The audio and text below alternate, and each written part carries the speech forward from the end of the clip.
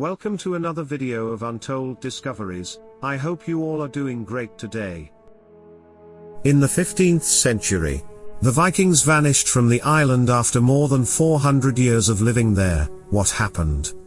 For several centuries, Viking settlers eked out a living on Greenland, tending pasture land, hunting walruses, and constructing stone buildings that still stand today. Sometime in the 15th century, however, their civilization collapsed, and all the Vikings either died or fled.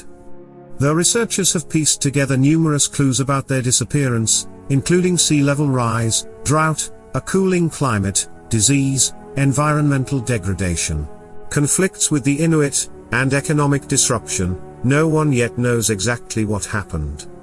A continuous Viking presence on Greenland first dates to around AD 985, when, according to the medieval Icelandic sagas, Eric the Red landed there at the head of a large fleet, after being temporarily banished from Iceland for killing two men in a neighborly feud. Covered by a vast ice sheet, most of Greenland, named by Eric in a possibly disingenuous attempt to lure over more settlers, was uninhabitable. Yet, where lush meadows existed, largely inside sheltered fjords, the Vikings, also known as the Norse, established two outposts, an eastern settlement on the southern tip of the island and a smaller western settlement about 240 miles away. In addition to raising goats, sheep and some cows, the Norse hunted seals, caribou, walruses and other prey and built houses and churches out of sod and stone. Eventually, the eastern settlement grew to include some 500 farm sites clustered around 12 major churches, explains Marissa Baregin, a graduate student of Earth and Planetary Sciences at Harvard University, and the lead author of an April 2023 paper on the Viking collapse. It was a pretty thriving settlement for a little while, Baregin says. Even so, the settlements were never very populous. Researchers once thought that, at their peak, roughly 5,000 Norse resided on Greenland, but more recent estimates have cut that figure nearly in half. At any rate, the civilization was in decline by the late 1300s, when the western settlement apparently winked out. The eastern settlement held on a bit longer, as indicated by a wedding recorded by scribes that took place there in 1408. But by around 1450, archaeological evidence suggests everyone had either died or sailed off. Their fate remained unknown outside of Greenland until 1721.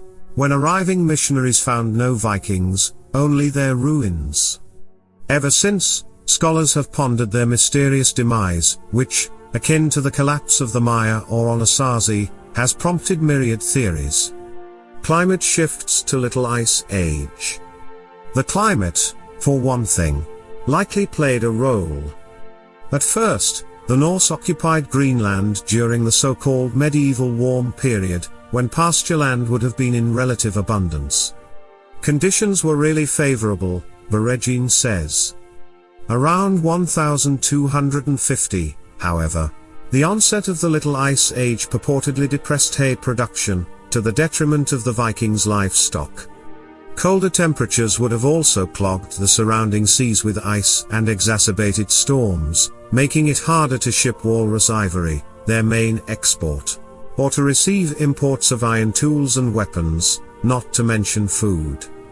Less demand for walrus ivory.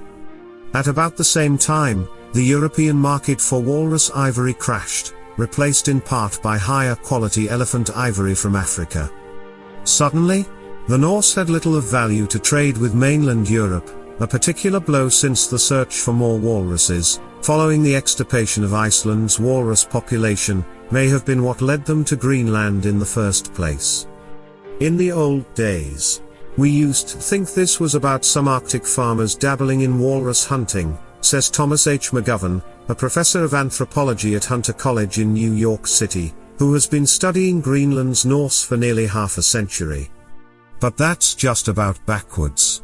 These were commercial walrus hunters supporting themselves with some agriculture.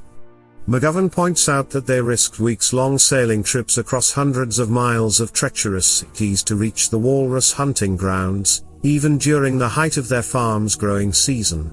Black Death isolates the Norse. Already struggling to maintain ties with mainland Europe, the Black Death of the mid-1300s sealed their isolation.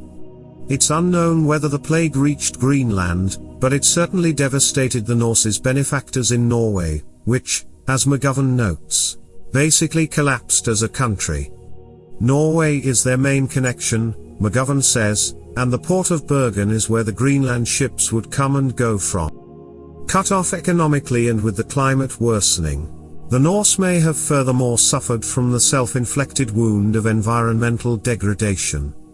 Some researchers have posited that overgrazing led to soil erosion, and that deforestation of Greenland's scant trees hindered their ability to repair or build ships or burn firewood. Clashes with Inuit.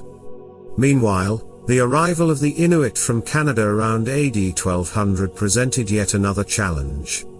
Ancient Nordic texts mention a couple of skirmishes between the Inuit and Vikings, and Norse artifacts have been found at Inuit sites.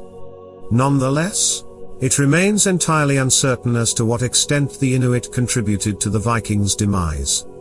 I imagine there probably would have been a range of interactions, but the ones we actually have records of were all hostile, McGovern says.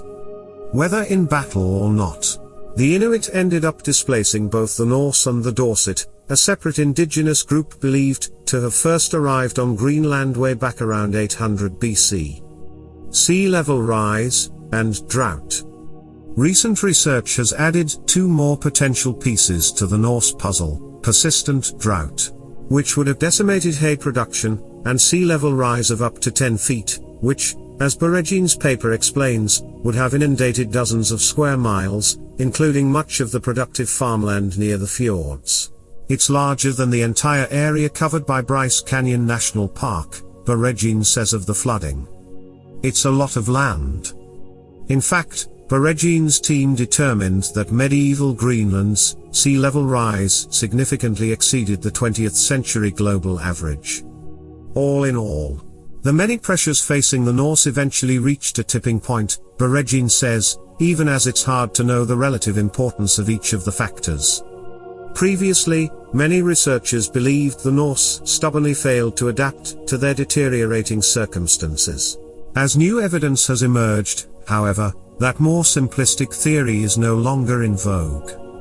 In 2012, for example, a study found that Norse eating habits did change over time, and that, by the 14th century, seafood constituted up to 80% of their diets, mostly in the form of seal meat. We haven't got it all figured out, but we've come a long way, McGovern says of the Norse disappearance. He adds that our own society might want to heed some of the lessons the Norse learned the hard way, particularly with regards to, say, climate change and sea level rise. As McGovern points out, you can do a lot of things right and still die. That's it for today.